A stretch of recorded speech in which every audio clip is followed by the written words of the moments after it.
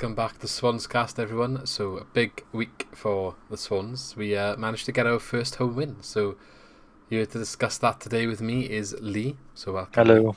Hello.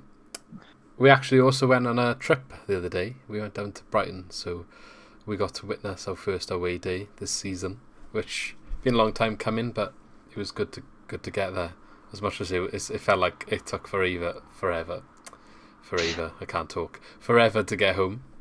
So yeah, we've got all that to look forward to today. So as always, don't forget to subscribe to the channel to keep up to date with all of our content. Leave a like if you enjoy the video and engage in the comments below. We try to be your place for all Swansea City discussion, and love to get involved in any chat in the comments or on Twitter where we're more active. Okay, so let's start off then. The week so far. So if you look at the verdict of the first section, the verdict, the week so far, 1 loss, 1 win. But one of them was in the cup. Obviously the win was in the league. Start off with the cup game because that's what came first. We went down to Brighton. Quite a few changes. Brighton I know made a lot as well. They made 11. I think we made 9. What have you got to say about that game? Did you enjoy your first away day? Yeah, to be fair, I did enjoy it actually. It was nice to finally get away. It's obviously hard for us at the moment, isn't it, with work and stuff like that. But it was nice to get our first one. It's been a long time coming. Yeah. I did enjoy it, to be fair. Always like an away day. We'll try and do as many as we can this year again. So yeah, in terms of the, I'm surprised at Brighton's ground actually. It's really nice, isn't it?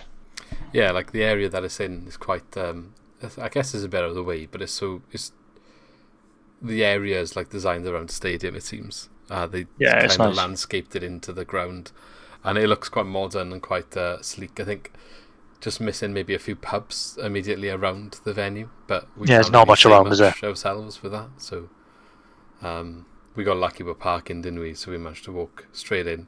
Did basically a loop of the stadium looking for the right stand, realising we went the wrong way.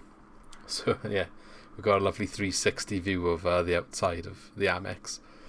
Yeah, it's nice. So They've got some pop-up bars though outside, which I think is a good.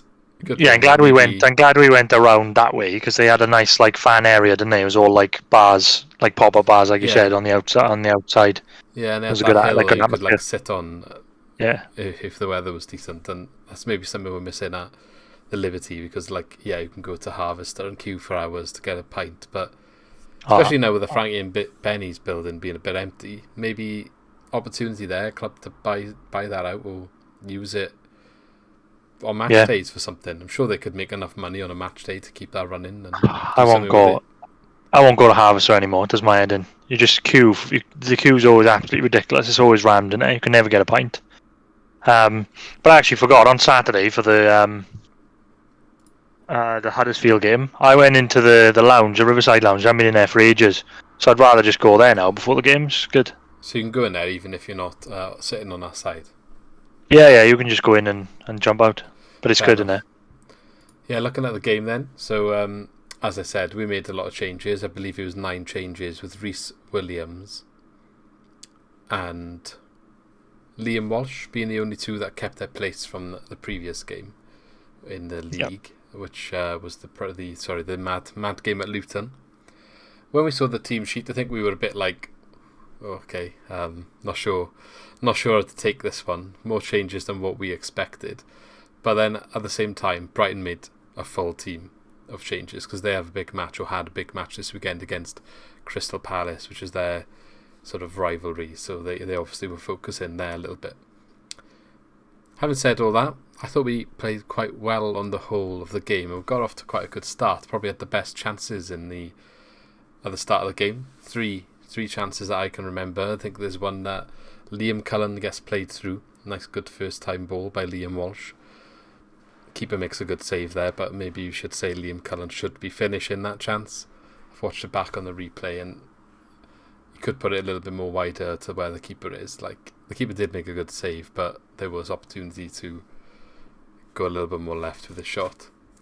And there's 2 headers, I believe one from Reese Williams and one from Latabodia or Corey Smith, I can't remember who it was now, that could have done a bit better with. One of them was closer than the other, but yeah, 3 good opportunities. Brighton didn't really look like they were in the game at that point. But go on, you can carry on. No, I was going to say it's a hard sell, because I was trying to tell people. They say, "Oh, how did the Swans play?" It's like it's a hard sell to say we lost 2-0, but we should have won the game. Yeah.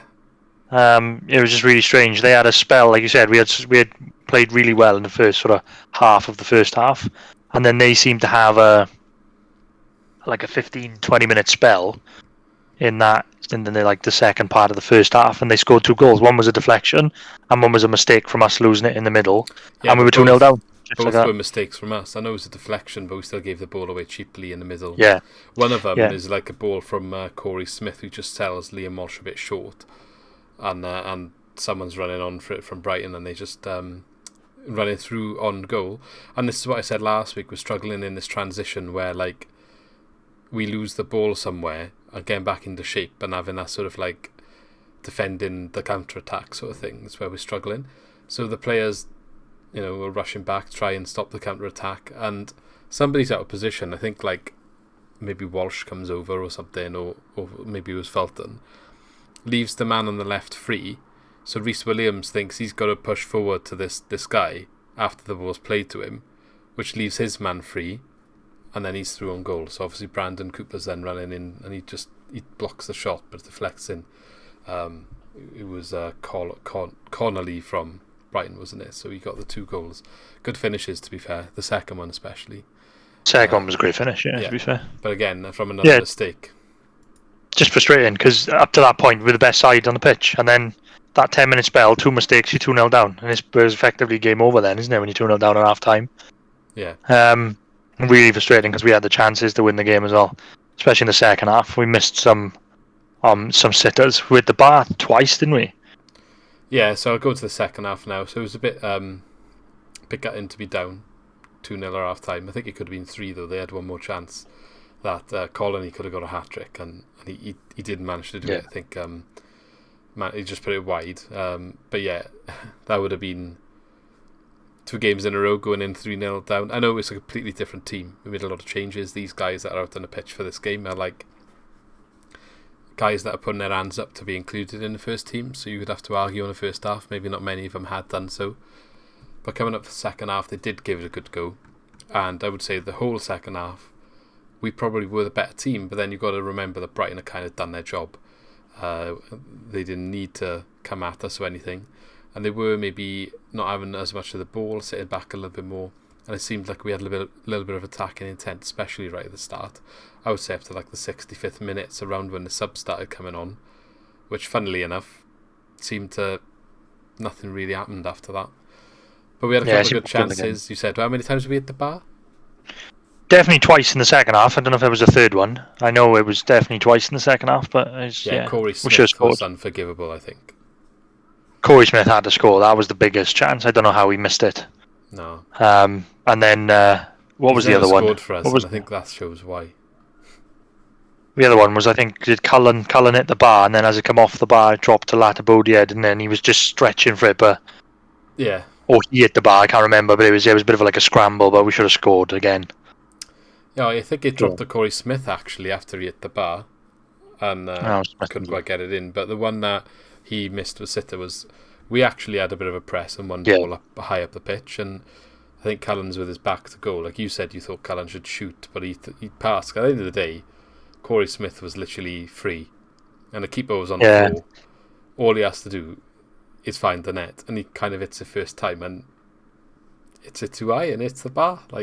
That was just more of a That was just more of a reaction because he didn't score. I was thinking, Cullen could have just taken it on himself, but in all fairness, it's a pretty good ball to pick him out, wasn't it? Yeah. Oh well, that is what it is. Jan Dan came on. Your favourite? I have no idea how we didn't score one in that game, though. At least one. It's just so frustrating when we come out of it, because we could have beaten them. We could have gone through the next round of that cup. We definitely could have beaten them, even with all the changes that we had. Yeah, ultimately we played well, and it's still early days in Russell Martin. We've been looking for a bit of good performance and a little bit of good attacking intent. And I think we showed quite a bit here, to be fair, considering some of the other games we've seen this season. It didn't go away, and we have to definitely work on our finishing. But it definitely is improving. The signs of improvement. If you look at the stats, we actually had 9 shots to Brighton's 7. Both teams had 3 on target. So it's not as if we got battered by them. We actually had more opportunities at the end of the day. We just made our own errors, and they capitalised from them. If you look at a lot of the statistics from the game, they edged us out in possession, 52% to 48%, but I think that was from the period where they were scoring the goals and they took control of the game there. We did look a bit rattled. Like, for example, Brandon Cooper, he had a really good game, I thought, but there was that one instance where he had a really good recovery in the box, does a sliding tackle, wins the ball, tries bringing it out, doesn't know where to go, so he plays the ball back to like Cabango or someone, but sells him short. Yeah. That might have been when that guy should have scored his hat-trick, because he comes in and has a shot, but doesn't. Yeah, I think it score. was. But it's like a good bit of play followed by an immediate mistake, kind of, and he's still learning, he's still young. But four corners, we edged that stat. 5 big chances missed. Twice we hit the woodwork. There's the answer, and 8 shots inside the box. So if we compare that to Brighton, 1 big chance and 1 big chance missed. And they did hit the woodwork once as well. Yeah. So, but I mean, if the free kick right at the end, that wasn't it? Yeah, if you score all your big chances, you win in that game 5-1. Yeah. And but that is what you need to be aiming to do. That is the theme of us at the moment. I think we can say generally the play is better now. Obviously, at the start of the season, it was a bit rusty, but I think we're doing enough. Like with the ball now, we look good on the ball. We're not conceding too many goals, bar the 2 against Brighton, which were mistakes, and then obviously Luton was a bit of a one-off, wasn't it? But generally, we're not conceding many goals now, and the only thing that we're missing is just finishing the chances that we're creating. Because I've been saying it for a while now, I think very soon we're going to beat someone convincingly. We're going to take chances in a game, and we're going to win 3 or 4-0. Yeah, I think that's going to come at some point. But until you start burying your chances, you're causing trouble for yourself. Yeah. So obviously this was a game against former Swansea City manager Graham Potter, who did speak highly of the team before and after the match. He said he likes the project that Russell Martin's doing and it's going to take time. But he definitely saw good signs. So it's nice to hear that. Downs, Danda and Manning came on as subs in this game. I think Manning for Cabango was kind of like agreed before kick-off because both ended up playing in the game against Huddersfield in the league, so they had half each. And Danda, we said, didn't we, if Danda didn't get on the pitch for this one, he's done at Swansea. I'm surprised he didn't start, because you're looking for an attack-minded player, and he was playing Corey Smith behind the striker rather than Danda, so it didn't make sense to me. That's one criticism I've got of Russell Martin, because he's done it quite often. He's done it with Walsh, he's put Fulton there in one game before. Obviously he's playing his formation, and maybe it's not his fault to an extent that he's put in. I know people are going to be like, oh, this is why we should have signed Fosu, but he doesn't need to be playing Corey Smith there. He's got other players available who can go there. I know he wants to rest certain ones, so just put Danda there, see what he's got about him. I don't think he would have done any worse job than what Corey Smith did, because it's not Corey Smith's natural position to be running behind the striker and running up the wing and trying to get to the byline and put crosses in. Same as it's not Latabodia's natural instinct to do it. And they were both on the right hand side.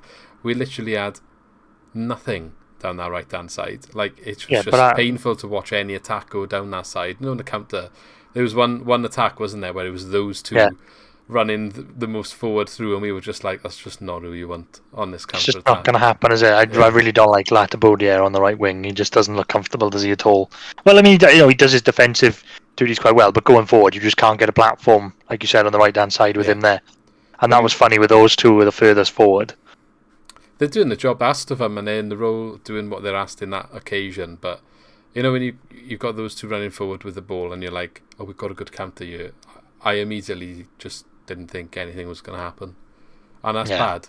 They don't. And so what's the opposition thinking? Because they're the ones defending against them. They're probably like, oh, so that's all right. We'll deal with that. Yeah, it's again, it's a case of maybe square pegs in round holes to an extent, but give him a couple more transfer windows, I'm sure we see less of it. But this other midfielder playing in this behind the striker role, not a fan of it. And if you're going to do it with someone, I mean, Mac Rhymes used to be a number 10 before he dropped back. So if you are struggling, I'm not saying he should do it, but it's just weird because for me, Corey Smith is defensive. Yeah, I don't know. I don't think Grimes fits behind the striker anymore. I don't think so anymore. either, but he'd probably do a little bit better job than Corey Smith, and then Corey Smith would do a better job himself, deeper. Yeah, it's quite weird because he seems to play like normally. He seems to play like Patterson there, and yeah, I think in a normal match, when he's got the other options, it's not a problem. He's tried Liam Walsh there. I'm not convinced about that either, but on that, I think I know we were talking about it as well in the game, when I think the other player who was playing behind the striker, Whittaker, he did nothing for me. He was not in that game at all. Yeah, so Whittaker, when you're looking for someone, he had all that praise against Plymouth after that hat trick, and I said all he did was score the goals. He didn't really do anything else in the game. So yeah, if we go to your point. No, I was just going to say, just if you're looking, obviously we were saying about Corey Smith, probably not an attack-minded player. So maybe you're looking elsewhere. It seemed to be like Cullen up front with Whittaker behind. He wasn't in the game at all. I don't remember him doing anything. He had one sort of chance, didn't he, that he perhaps should have scored. But no, he broke through at one point, didn't he? He broke through like sort of one-on-one, and the like sort of killed the chance. But yeah, he doesn't do enough for me. Nah, he didn't really stand out at all in this game. He's still young. He still maybe needs for some more chances, but everyone's given a bit of stick to Liam Cullen. I thought he had a good game here. He worked hard and he got himself in good positions, and everyone's trying to say Morgan Whittaker should be playing more, and I just don't see it. Not from this game. I agree with you, and I think it makes sense because like Cullen came on the weekend, didn't he? And Whittaker wasn't in the squad again, so it makes sense to me now. But I know it's just based off one game, isn't it? So you're jumping to conclusion. But yeah, I mean, you said like previously, like even in the Plymouth game, he didn't do much off the ball. And for me, like I've seen it before, and he just doesn't. I don't know. Still confused about what position he is as well. Yeah, well, is he a striker? Is he a winger? Or now he's like a sort of wide cam, I guess.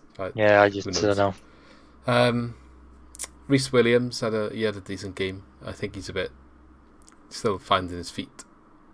There's a couple of dodgy moments, but at the same time, he did put a good shift in defence. But I think we've touched on most things there. Bender couldn't really do anything about the goals and made some tidy saves otherwise. And it was nice to see Jay Felton back on the pitch leading the line, especially after the speculation. Say leading the line, I mean like being captain. After the speculation with Steve Cooper being linked to bringing him to Forest, back in a match they scored against Huddersfield as well, where he came on as a sub. So I hope he does have a future year, because I do like Felton. I think he did have a good game, considering he haven't played that much football lately. Obviously was the most experienced player there in terms of Swansea. He is our most sort of, if you want to say, capped player at the moment in terms of like, maybe not most capped, but he's been here the longest in terms of time. Yeah, he's our longest serving player now. That's what I wanted to say. Says a lot, doesn't it? Yeah. Before we move on, then, is it over for Jan Dander? Final word. Yeah, it was over. It was over for me a long time ago, but definitely now. I think his contract's up this year, so. Yeah, I don't see where he fits in the squad, especially in a cup game like that when you're playing Corey Smith as an attacking role instead of him. Then yeah, it says a lot to me. Don't know if we'll see much of him this year. I think less than we saw him last year, to be honest. Yeah, not in the squad again yesterday. I think it's done now. Yeah. Let's move on to Huddersfield then. So I didn't manage to watch this one. I was in work, but I've seen the highlights. It looked like, to me, you can maybe elaborate a bit more. We could have maybe been a couple of goals up by half time. Definitely should have been at least 2-0 up at half time. The Patterson chance that he missed. Oh my god, like we win the ball and he's kind of one-on-one with the keeper and drags it wide. Is a massive chance that we got to be taking. Yeah, he kind of hit the opposite side to what I thought he would hit it. Yeah, it was much of the same as the other home games though. We like so much the better side, especially in our first half. Should have been 3-0 up. Thankfully we did score and took one of the chances that we had in the first half. Because otherwise it might have been great finish in all fairness, and a great ball over from Patterson. But again, there's not really much you can say about the performance. again, they played very well and they deserved. Like if they'd gone in 3-0 up at half time, nobody could have argued with that. Yeah. But again, just the more you don't take your chances and the longer the game goes on, and again, I think the fitness thing comes into play again because I think like sort of 70-75 minutes we seem to. Yeah, well, I'm just looking at the momentum graph here, and from 65 onwards, it goes from being like all Swansea to more Huddersfield. It looks. Yeah, but again, like they defended well as well because Huddersfield offered nothing. They had maybe like I don't know 1/2 chance, a long distance effort, but we shut that down, and we were comfortably the better side. But yeah, the only thing they got to work out at the moment, and I'm sure they will with the players they got, is just putting the chances away because they are creating chances.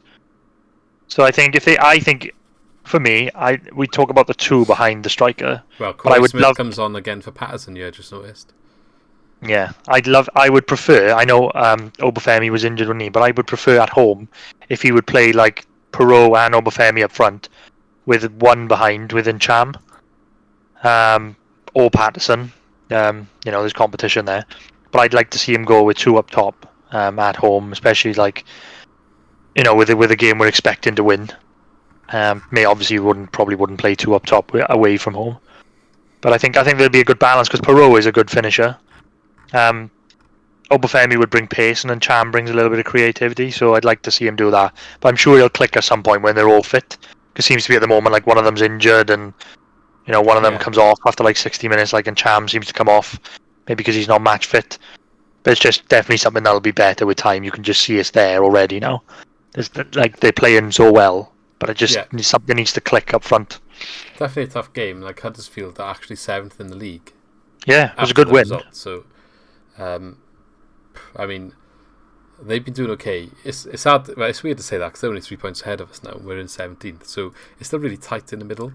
Like, obviously, people are getting worried about our form, but all of a sudden, we're 5 points clear of the bottom three, with unexpected points deduction to come for Reading, potentially. Not saying that will put them into the bottom three, but it puts them below us. So, if we can pick up our form now, it is 4 games in a row without losing in the league. 3 draws and a win. I think we've had like 5 clean sheets this season. It's definitely a lot of positives. So like you said, when we do click the finishing, like what you've been saying, I'm sure the season will be fine. It looks like it's getting to that stage where it's starting to become fine. And we called at the start mid-table finish, which would be fine for us, I think, this year. And then build on that next year. We're mid-table right now because we're 17th, so technically classes as mid-table. It could be. Well, we'll see what happens, isn't it? But people, Cardiff had a good start to the season, just as a comparison, being our direct rivals. And I know that Derby's in like 2 or 3 weeks at this point. Yeah, they have only won 1 game in the last 5, and they now only sit 1 point ahead of us. So, I know. It's not that bad, is it? We're 1 point behind. They were in the playoffs a couple of weeks ago, like looking good. But what I will say about the league table, I will go into a little bit more detail about the match in a second, some of the player performances here. It does clearly, to me, see like there's a couple of teams that are already pushing on. So you've got Bournemouth. They look like very good at the moment. We called them to be quite good, didn't we? Yeah. West Brom, so 21 for Bournemouth and 19 for West Brom. I'm surprised at Coventry being up around 19. Yeah, Coventry, fair play. Yeah. Surprise package this year. Yeah, and then you got Fulham on 17. So the 3, Bournemouth, West Brom, Fulham, fully expecting to stay there and keep pushing on. And Stoke as well. I'm not that surprised that they're up there. I thought it was going to be one. Since they come down, they've been a bit crap. But I thought this year was going to be the year that they start pushing on, and it looks like that is the case. Yeah. And Blackburn as well. I'm sure I said in our thing that I thought they'd be a dark horse, and I think we ended up agreeing to put them a bit lower. But I had a feeling about Blackburn. I know they sold Armstrong, but they're doing well, aren't they? That Diaz is banging them in now, isn't he? For them, he scored a hat trick, didn't he, yesterday? Seems like he's class. Yeah, I know. Yeah. What about that? What about Bristol? What do you think of them? I'm a bit shocked. Where are they in the table now? With 13. 8. Yeah, I was quite shocked because I had them to struggle this year. I had them to sort of just float above the relegation zone, but but this is the championship. It just some of the results yesterday as well. Like I thought Sheffield United were going to batter Derby, but they scored like 92nd minute penalty, didn't they? Yeah, well, I mean, they sorted my bet out. Leicester lost my bet yesterday. I had Sheffield United. I was landing with that, but Leicester just couldn't do it against Burnley. QPR as well. They've been on a bit of a bad run. 3 losses in a row. I thought they were going to be... Yeah, well, they were tipped to sort of do quite well, weren't they, QPR? They haven't been awful. Like, the 3 losses have all been 2-1 defeats, so that's a bit... They're probably a bit gutted with that. One of them against West Brom as well, so it's not the end of the world. I think they'll be as well. Tough games. Yeah. So yeah, they're not too far adrift, but again, they're only 3 points ahead of us now, so I can't remember who we got next. Is it Fulham? Fulham on Wednesday night, yeah. Yeah, so that's a real test. Maybe we'll get a better idea where we are against Fulham. But back to this match. So Flynn Downs has been getting a lot of praise, and that's from just the general media, the fans on social media, and Russell Martin, who's been saying how good a job he does at protecting that back line, and players like Kyle Norton are very happy to have him there ahead, like very grateful for what he's doing. He was excellent yesterday. He was brilliant. He's so good at just putting in some big tackles. He seems to be everywhere, breaking up play where Grimes maybe gets the ball moving, and Downs seems to do a lot of the dirty work where he's putting in some massive challenges, getting the ball as well, clean tackles. He's just turning out to be a great signing for me. It seems direct competition for Fulton for me, that is. Yeah, I think so. Yeah, but you can't drop him at the moment because he's playing so well. He was brilliant yesterday. He's gone back to playing Ryan Manning and Bidwell at the same time. How did it work out in this one? I don't know. For me, again, this just might be a bit of an unpopular opinion again, but I was saying about us attacking. I think it seems to me we need wingers, or the full-backs need to do a bit more, because I think that's where we're lacking, because we seem to be going, trying to sort of go through the middle and huffing and puffing. We need a bit more creativity from out wide, and I don't think you get it so much with Bidwell. And I know everybody says how good Laird is, and I think he's a cracking player, but he doesn't quite do enough for me in terms of creating chances. He's brilliant, sort of taking the ball forward, but rarely does he take someone on successfully. Well, and get crosses into the box and stuff. I've got a stat here that maybe, okay, so everyone, I was going to say, has also been singing the praises of Laird, and it's not just our fans now. He's getting noticed across the Championship. He's also getting noticed by media outlets saying that Man United have got ready-made right back in their ranks for future that could save him a lot of money. So apparently Laird is currently sitting in the top 4 for the average number of dribbles per game in the Championship, with an average number of 2.3 dribbles per game, which can only be bettered by Marcus Tavernier, Sergi Dembele and Josh Bowler. So what do you make of that? Yeah, but what does that mean? He just does a lot of dribbles. Well, he just said that he's not taking players on. Doesn't a dribble count if you take Yeah, but he seems to I don't know. Don't get me wrong. I think he's a cracking player. I think he's been the best player on the pitch in a lot of games for this season for us. I'm just saying, in terms of we're not scoring enough goals, I want to see more from the fullbacks, including Laird. He's sort of he does drift. Sometimes he drifts into midfield and he takes someone on. That's great. He does sort of get around a lot of players. But I mean, in terms of he gets into the position outside the box, and I want to see he's got so much pace. I want to see him take defenders on. I want to see him go to the byline more and get crosses in. Yeah. But what he seems to do is cut in and then sort of dribble past someone by going backwards and across. So what I just want to see more of him going down the line. Obviously not saying he's a bad player. I didn't want him to come across like that. I think he's brilliant. But I'm just saying, put you on the spot and see how you responded to the stats. No, that's just the feel. Yeah, but this is what I'm like with stats. I just don't think they tell the story.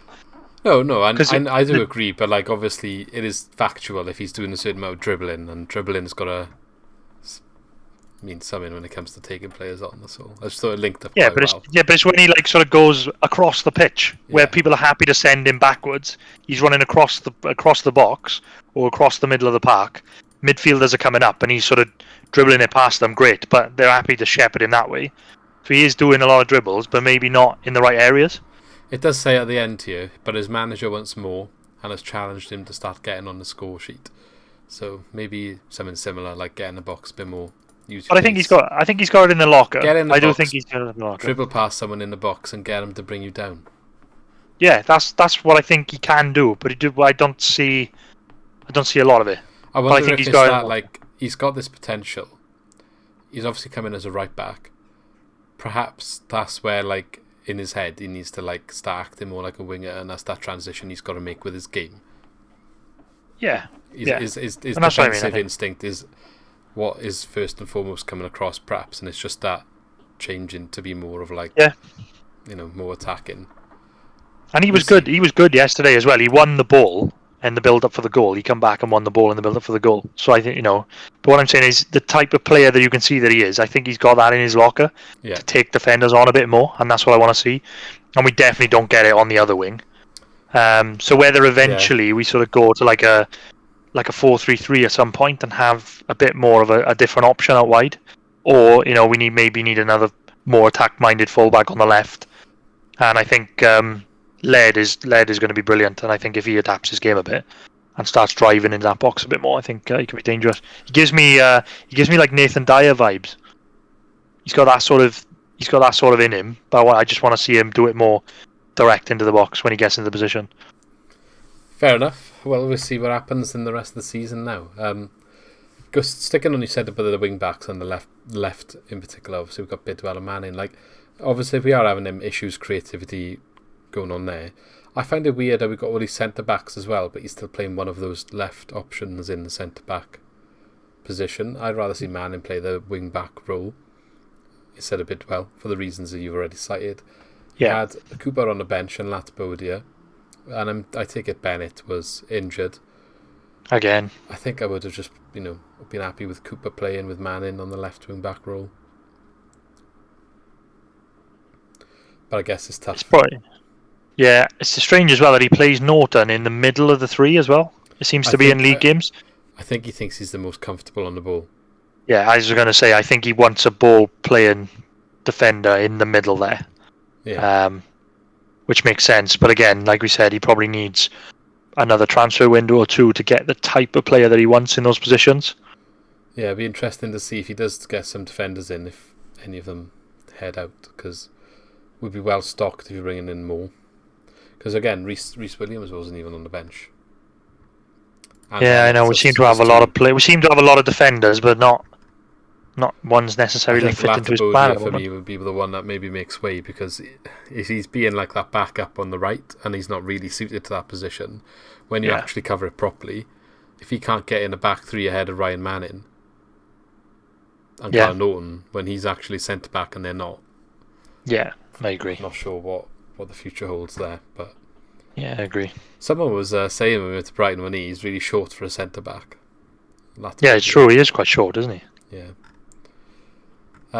Okay. What about Perot then? 5 goals so far this season. Yeah, can't knock it.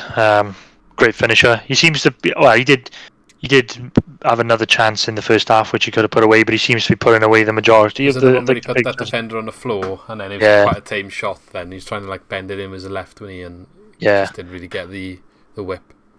But I think we got a quality player there. I mean, he seems to. If we can get in the service, he'll bang the goals in, because he seems to be putting away all the big chances that he gets with ease. So, if we can just provide him with a bit more service, I think. Easily get 20 goals out of him this season. It's a good first-time finish as well. 1-2 with Jamie Patterson over the top, and he sort of takes on the half volley and just fires it. Yeah, it was great, because if in the build-up to that as well, he sort of drops deep, drags the defender out and turns and gets him behind the space. Patterson plays a lovely ball over, and it's a great finish. So, massively impressed with him so far. On the other side, Nsham, how did he do? He went off injured in the end. Hopefully that's not too much of a worry. Yeah, he seemed alright again. He always looks lively. He looks like he's creative. To me, he like we said before, he just doesn't seem 100% match fit. Does he? He seems to come off sort of the 60-minute mark, doesn't he? Well, he did get a knock this time. So. Yeah, he did get a knock yesterday, to be fair. But I mean, before that, he seems to be. Well, he was a free transfer, wasn't he? So he didn't have a club, so he's not done any training until we brought him in at the end of the transfer window. And that's what I'm saying. I think I'm thinking if we get Ncham fully fit, we get Obafemi fully fit, and Perot in there as well, all of them firing, which probably won't happen until sort of maybe not even until after Christmas till they're all firing. Yeah. That's when I think we will be dangerous. And I know you said that it seemed like after like the 60th, 70th minute that we started, like the game started turning more Huddersfield's favour. They didn't offer too much. I've just noticed the subs. Yeah, so we had Fulton and Smith both came on for Patterson and Sham. So at that time, I know Cullen comes on for Pro as well. You've got Cullen up front, and then you've got a midfield of Fulton, Smith, Grimes, and Downs. Yeah. So that perhaps that's part of why we weren't not really getting up the pitch as well, because there was no player there really. That's the link between the striker and the. I know they've been asked to do that job, but they're all centre midfielders.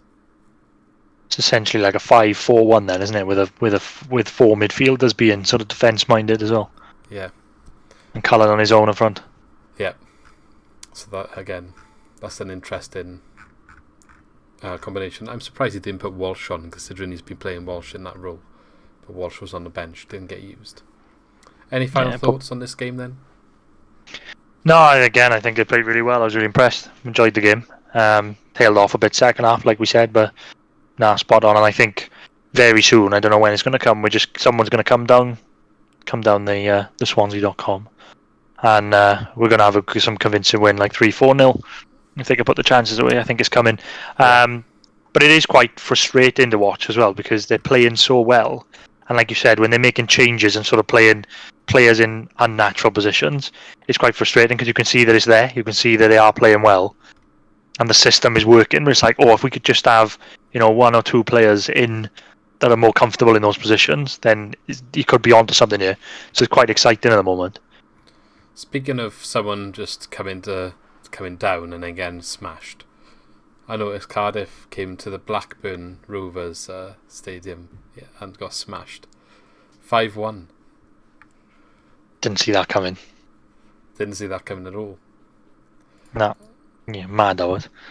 Got battered, I think. Like, wonder if this carries on, how Mick will if he'll stay in the job all season. Well, they haven't won, 5 defeats in 6 games, I think they've had? Something like that. They got West Brom on Tuesday. So that's a big game.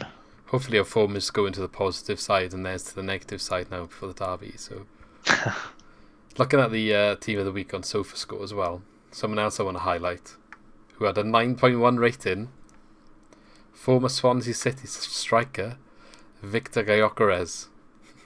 Mental. 2 goals again on Friday night. He's got to be one of the top goal scorers in the league, is he? Oh yeah, he's banging them in. But it's amazing what a different system, and a different manager maybe does to a player, isn't it? If they're playing in somewhere where they're more comfortable, it's a massive difference. Yeah, crazy. Just as an update as well, Spurs just scored, so it's 3-1. Was there 10 minutes left or something? Yeah, 10 minutes. About 15 minutes left. I know you're doing Europe, but Morgan Gibbs-White as well. He's also having a good season since he's come to Sheffield United. Sheffield United are literally what we should have been last year.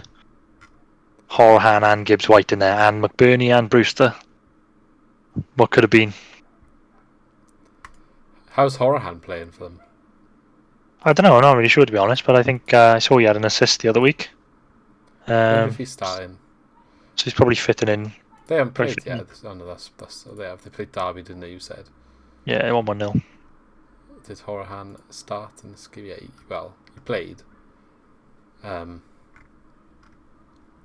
didn't start, but he played. Came on as a sub.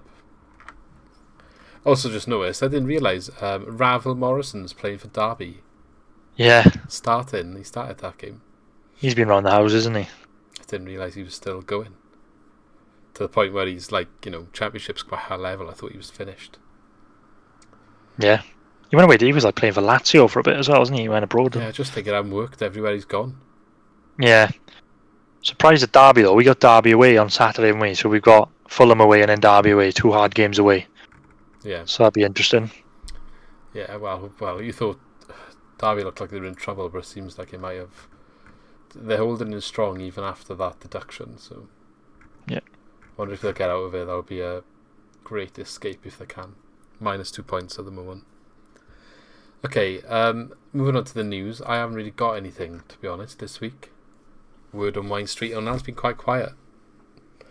Yeah, not much at the moment, is it? I mean, it's just games at the moment. So No, there's no news floating around other than everything that happened with Steve Cooper last week, obviously being confirmed now. I featured on a Nottingham Forest podcast talking about him, so if you want to watch that, we did retweet it the other day. But yeah, it's gone quiet again about Felton. But I saw somewhere saying there was a clause in his contract saying he's not allowed to come in for our players. But you always hear rumours like that, so we'll see if that's true. Other time, I guess, in January. Yeah, I think on that though, I think they will. Got some news. Sorry, before you carry on. Go on. It's quite big. Cardiff City women 0, Swansea City women 4. News just in. Well, hey. Go on, carry on. Sorry. We'll take that. Fair play, good result that. No, I was just saying about Cooper. I think he's going to do a good job there. Yeah, I told them I think he'll do well for them. They had some concerns. They weren't fully sure what to expect. But I think he'll be alright. I think he'll use his contacts well, and if he plays the same sort of style of play, they won't be as frustrated. But at the same time, he probably won't have as many square pegs in round holes as he did here, and he'll have a striker. So, we'll see what happens. Watch your space on that one. So this is one thing I wanted to say about the news as well. Is going to bring something up. Like the TV games and the Carabao Cup, it's really bugging me that people can't watch the Carabao Cup games. Yeah. I don't know why. I don't know what the deal is with that. Because apparently there's been a lot of talk. We were on the way up to Brighton. Way down to Brighton. We were listening on the radio, and there were sort of talks about whether they're going to scrap the League Cup. People can't watch it. You don't buy in. Like, they put the big teams on the TV all the time, and you can't even watch it. Yeah. It's hard to sort of buy in. They were on about just scrapping him, and like all the big teams are like, oh yeah, play too many games, this, that, the other. Because obviously not thinking about the rest of the league or leagues. I know not often someone else wins it, like Man City won it for like 4 years in a row, but the opportunity's still there, and it's only cup we've won, so I wouldn't want to see it go. And when we won it, like Bradford got to the final. I know it doesn't happen all the time, but that was really good to see something like that happen. But you're right, like, how can anyone really care? Especially, if you get drawn away, like all the way to the final, and you can't watch it, and you can't make the games. Yeah, it's just a bit. Who cares? Well, yeah, luckily it was one game that we could go to, the Brighton game, but it's a bit of a trek, isn't it, for a Wednesday night? Well, I didn't get home until 3 o'clock in the morning. Yeah, it's just a bit. It's closures and stuff. The roadworks. It's a big ask for a Wednesday night, so obviously that's not on TV. How do you get behind it? How do you watch it? Yeah, luckily I was off work the next day. Otherwise, it probably wouldn't have gone. Well, some of the midweek games, like this week, for example, Sky put them on the red button, don't they? So, like, I know the Fulham Swans game's on Sky on Wednesday, but the other games are on the red button if you want to watch them. I don't see why they can't do something like that for the Carabao Cup. The structure just needs modernising in terms of how it's consumed at this point. Like, you look at the way the wrestling's going with, like, pay-per-view events and that DAZN. I think they might be a big player in the future, DAZN. It's kind of like turn it into like a Netflix style thing. Definitely got to be the way forward. Even if it's like, I don't know, you can change your subscription and how much you pay based on what leagues you subscribe to or what teams you subscribe to, and then you only get access to the ones you pick in, and then your price can vary. I think that'd be such a good structure. Yeah, but the thing is, like, Sky have had a monopoly on it for years, haven't they? Like, they've had the holding on the Premier League now, isn't it? Like. Yeah, but it's so annoying at the moment because they say, like, don't stream the games, don't try and find illegal streams. Well, I can't watch my team otherwise. And they say, buy your Sky subscription and your BT subscription. You're paying absolutely over the odds for Sky and BT. The Swans are never on TV, hardly. You're paying over the odds to watch Man United and Liverpool every week. Yeah, and so I think if somebody comes in like Amazon did, like last season or the season before, where they bought a small package, I thought their coverage was 100 times better. They had every game on. You could pick the game, whichever one you wanted to watch, like a Netflix style thing. And I think if somebody, I don't know what the deal is at the moment. Sky probably got a deal that runs for years, haven't they? They paid for it, and they have a contract for a certain amount of time. Yeah. If somebody could come in, like you said, like DAZN, I think that's sort of up and coming, isn't it? Because they had a lot of European leagues, haven't they, as well, over the last couple of years, in and out, America. they've had them. Now they're sort of moving away from Sky box office now with the boxing. I think last night that was Anthony Joshua's last fight on Sky box office before he goes over to Zone. I mean, he lost anyway, so is it really that much of a big deal anymore? Well, yeah, but they'll have a rematch, won't they? They probably will have a rematch. So but I think if they sort of build up and they can challenge Sky and have that sort of type of thing, I think they'll blow them out of the water. Because I don't want to watch Man United every week. They're telling me to buy a subscription. If I can't go to Carlisle on a Tuesday night, like, I should be able to watch it on TV. Even if, like, do you remember back in the day you had like Prem Plus, where they put games on and you could pay extra to watch them, like a pay-per-view sort of thing. Even if they did that, I would pay. Like, even when Swans TV did it, I would happily sometimes pay a tenner to watch the Swans on a Saturday if I couldn't make the game. If you get a group of friends round and they split the cost, it's not even that bad then. And yeah, they make more money out of it at the end of the day, because what are they making out of it if no one's watching compared to if they sell that ticket? I don't think it really puts people off from going either. People like, you go to an away day for the experience. You don't get that same experience on the TV. I know that's what they quote as the reason, but I just don't buy it. Like the Champions League moan as well, that, you know, since it's gone from ITV or whatever, no one watches it anymore, and they're moaning like all these kids are growing up and not really having that same bond with the Champions League, or it's not a big thing for them like it used to be back like 10 years ago. Well, yeah, because they can't watch it. I totally get on board with the Champions League, but I'm sure UEFA have said now when this deal runs up. Yeah, but it's good that they've noticed that, because it's clearly been an issue. Significantly down. But I feel the same. Like, I had BT for a while as well. I had BT. I've changed over to Sky now, but when they moved it all to BT, the Champions League, it wasn't the same. I haven't bought. I obviously watched some of the games, but I haven't quite bought into it as much as like when we were younger, and you'd get like one leg on Sky and then the second leg would be on ITV and vice versa and stuff like that. You've definitely bought into it more. I wonder if they could do something like that for the EFL, because we only have maybe one game on a Friday night on Sky and maybe one on a Saturday night, maybe, or if it's not the Saturday night, if it's a derby game like the Swans Cardiff, they put it on the Sunday. So maximum 2 games a week, and otherwise it's tough. Unless you go to the game, you can't watch it. Yeah, and like we started the podcast during COVID, and the rules were slightly different because everyone was at home and they were trying to act like they cared. So we watched a lot more. But now, you know, around work and stuff, I'm struggling to watch a lot of the games again now, and it's a little bit annoying because I can't even watch it on my break in work on my phone. Like, it's frustrating. There needs to be something that is done to allow people to watch the team, and they can make money out of it. It just doesn't make sense to me. It just doesn't make sense. People will pay. I think it'll come. They want to stop streaming, legal streaming, then. Well, yeah, it only happens because people want to watch the game, don't they? Yeah, exactly. So only one way to fix that, and not by clamping down and trying to go after the streams. Actually, offer an alternative. I don't understand the rule, though. The rule has been for a while that 3 o'clock kickoffs are not allowed on TV. I guess, you're allowed to. Their argument is to get people in the stadiums, and they worry that not many people would go to the stadiums, and I get that. But there's a lot of people like us, most people that I speak to, say they would still rather go to the game than watch it on TV. Yeah, 100%. Even if you tried it for a season, and then you can have a look at how much impact it had.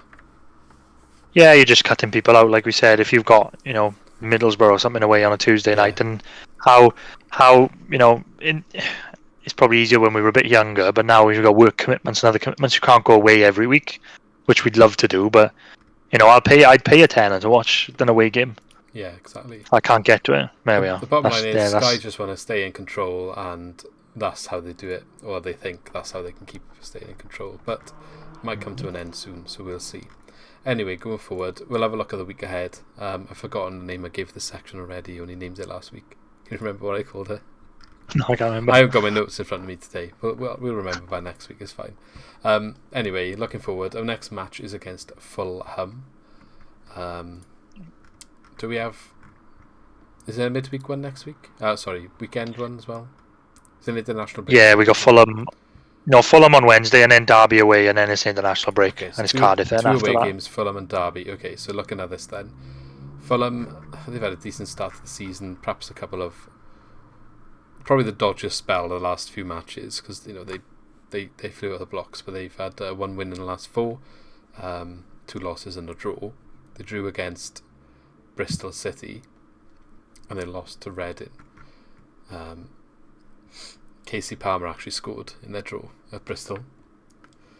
Nice. What do we think going away to Fulham? I think it's going to be a very tough game, and this perhaps is the biggest test for us so far. I know we already had Sheffield, but they were struggling when we played them. But I think a lot of people consider this Fulham squad to be the strongest in the league. So to see what we can do up against this, I think. Yeah, I'm quite looking forward to see where we are. I just hope that a lot of players are fit. I hope Cham is fit because he went off. I hope Obafemi is fit again. I just want to see us have a good crack at them really and just see where we are. Be a good test early on. Yeah. Players stuck out for then. I think the obvious one is Mitrovic. We still owe them for the last time we went up there, where we should have had a pen, and they had a pen last minute, didn't they? Yeah. Yeah, second. Isn't that what ruined our I say ruined, nearly ruined our playoff charge? Yeah. The one where we snuck in the end anyway. Yeah. Yeah. That was ridiculous. That was. Yeah. So Mitrovic is the obvious choice for a player to watch out for. We've got Harry Wilson knocking about up there now as well. Yeah. Another former Cardiff player in Bobby Reid. Yeah. Yeah, they've got a quality squad, haven't they? Signed Nathan Chabala from Watford, didn't they, on deadline day, and they've got Seri in midfield as well. Like what a midfield that is. Alfie Mawson on the bench these days, not making the squad, and even Cavallero as well came off the bench in the last game. So they got quality all over the place. Yeah, a quality squad. Yeah, so it will be interesting. What do you think? How do you see this going? I think we're going to turn them over. Big call. I just think at some point we're going to get a big result because we're owed it at the moment. The way they've been playing, it might not be this week, but I'm gonna put my hat on it and say that we're gonna play well and we're gonna get a really good result, and everybody's gonna be going mental. I hope for your sake you're right, because you're gonna get eaten alive on Twitter.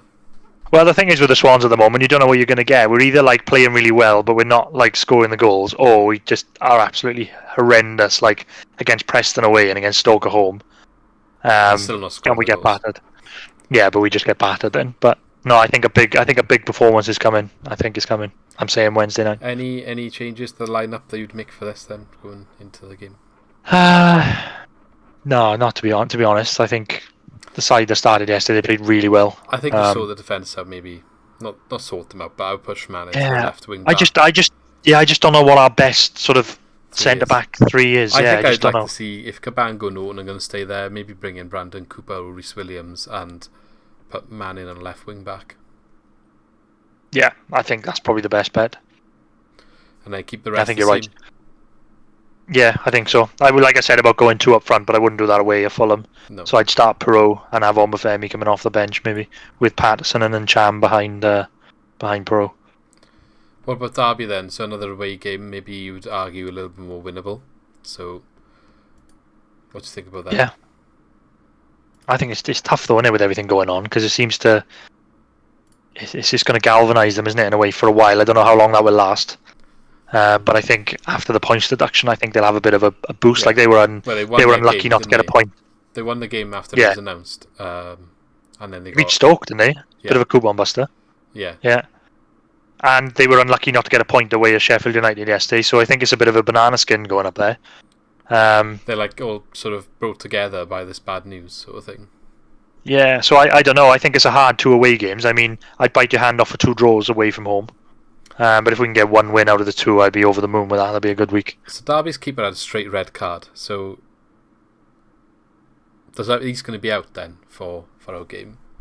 Not really sure about the number 2 keeper. I don't really know much about the number 1 keeper, to be fair, but maybe that's something that goes in our favour. And then players to watch out for. I mentioned earlier Ravel Morrison's knocking about there. He is a player that's got a bit of magic about him when he wants to turn up, if he wants to turn up for a match. We've got Tom Lawrence leading the line. Captain. Yeah, they haven't got a bad squad, to be fair. It's not really that bad. Maybe it's the strength in depth. I think they've got a lot of kids. That is the problem. Yeah. And Phil Jagielka at the back, with Curtis Davis, a lot of experience in centre back. Yeah, I'm not sure too much about their centre midfielders, Shinnie and Bird. I'm not saying they're bad. I just don't know much about them. Yeah. So yeah. Yeah, same. Not too much for looking forward to that. Rooney's definitely got a job on his hands. So how do you see this one? Obviously, if you go with no changes for the Fulham game, what do you do then? 'Cause I feel like it's a lot of games in a week, isn't it? So Yeah, I don't know. I think he will sort of the back three, like we said, will probably be two different back threes between the two games. Yeah, I don't know. It's hard to call at the moment because I don't know if anybody has had an 11 out of 11 prediction on FanHub this year, but I haven't. I think I was one off. Because of the defence with Ryan Manning and Bidwell. I just cannot pick what he's going to do at the moment. Closest I got, that was mine. Let me have a look. I'll check now. I don't know. Maybe one game he might give Downs a rest against Derby and play Fulton. Maybe something like that. Maybe Obafemi will start one game. Maybe I think instead Downs of Pearl. is like his. He signed him in. It was one of his signings. I think it's one of his proper players there. Yeah. I just think, like you said, though, 3 games in a week, and I think the fitness is still a thing. He will have to maybe make changes, but we'll see. I don't know. Maybe he'll play. Who else can he play behind the striker instead of Patterson and Cham at the moment? Yeah, so I had Ryan Bennett instead of Bidwell. So only one I had wrong. Closest you've got. I think the best I've done this season is 9. That is the closest I've had, yeah. Speaking of FanHub, I'm back up to 65 points now, into 3rd position, ready to get my, hopefully, if I can stay there after the last game of the month, which is the Fulham game, get my another pair of free tickets. Just snuck in right at the end.